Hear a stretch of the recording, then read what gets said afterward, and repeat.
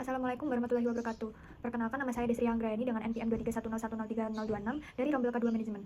Di sini saya akan menjelaskan tentang analisis keuangan PT MNC Asia Holding Tbk.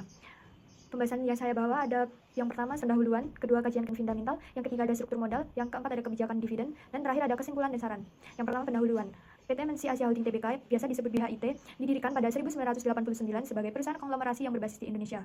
BHIT ini merupakan bagian dari MNC Group yang memiliki portofolio bisnis yaitu ada media dan hiburan, jasa keuangan, properti, investasi, dan teknologi. Visi BHIT yaitu menjadi grup usaha terdepan di Asia Pasifik berbasis inovasi teknologi dengan pertumbuhan organik dan non-organik. Dan misi BHIT yaitu berkomitmen pada sinergi bisnis, inovasi layanan, dan pertumbuhan bersama untuk semua pemangku kepentingan. Struktur kepemilikan saham BHIT yaitu sebesar 6,30% saham dimiliki PT Basi Panjivera dan saham publiknya sebesar 6,89%. Selanjutnya yaitu pembahasan tentang kajian kinerja dan fundamental. Yang pertama ada kinerja operasi. PT BHIT 2022 sampai 2023 menunjukkan peningkatan NOWC dari 25,03 miliar rupiah menjadi 25,48 miliar rupiah dan TOC sekitar 40 miliar rupiah yang mencerminkan likuiditas dan modal kerja yang terjaga. Namun NOPAT turun drastis dari 3,51 miliar rupiah menjadi 1,39 miliar rupiah. Di sini menandakan tantangan dalam menjaga profitabilitas operasional. Selanjutnya ada added value. Pada 2022, MVA BHIT sebesar 8,6 miliar rupiah, turun sedikit menjadi 8,5 miliar rupiah pada 2023 karena kenaikan nilai buku ekuitas tanpa peningkatan nilai pasar. Meskipun turun, MVA tetap positif. Hal ini menunjukkan perusahaan masih menciptakan nilai bagi pemegang saham. Namun, EVA BHIT turun drastis dari 1,97 miliar rupiah pada 2022 menjadi 3,3 ribu pada 2023. Penurunan ini disebabkan karena turunnya NOPAT dan naiknya biaya modal, yang menandakan laba operasional hampir tidak mampu menutup biaya modal. Di sini manajemen perlu segera meningkatkan efisiensi dan mengevaluasi strategi pembiayaan. Selanjutnya ada karakter fundamental perusahaan. Profitabilitas PT MNC Asia Holding Tbk melemah pada 2023. BEP turun dari 7,11% ke 3,65% dan kemudian ROI dari 3,8% ke 1,77%.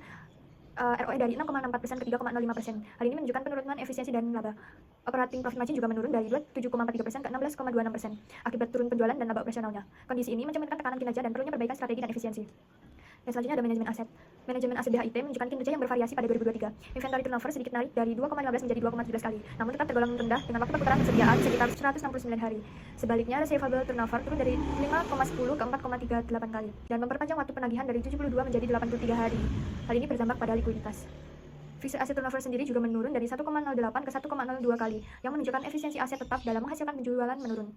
Secara keseluruhan, perusahaan perlu meningkatkan efisiensi pengelolaan aset untuk mendukung kinerja operasional dan arus kas. Selanjutnya ada manajemen likuiditas.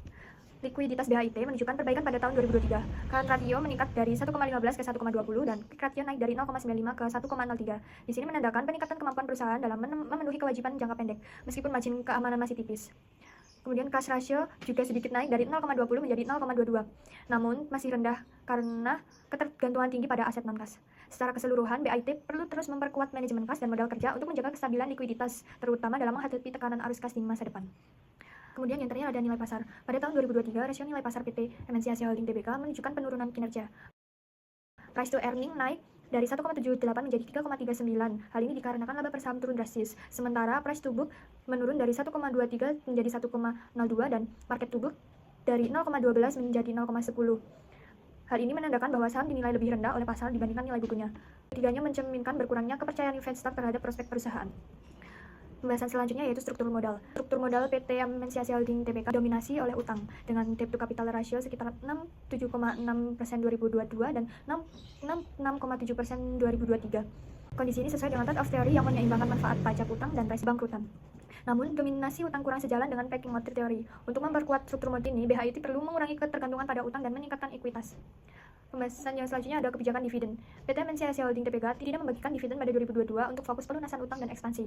Di sini mencerminkan kebijakan konservatif dan prioritas pertumbuhan jangka panjang. Menurut signaling teori, keputusan ini bisa diartikan negatif sebagai masalah keuangan ataupun positif sebagai komitmen reinvestasi, tergantung dari bukti peningkatan kinerja perusahaan ini sendiri. Yang terakhir adalah kesimpulan dan saran.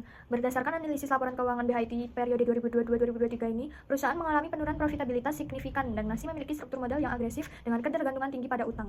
Hal ini beresiko bagi stabilitas keuangan. Likuiditas membaik, namun cash ratio rendah menunjukkan potensi yang resiko. Penurunan kepercayaan inventory terlihat dari rasio pasar dan kebijakan dividen konservatif.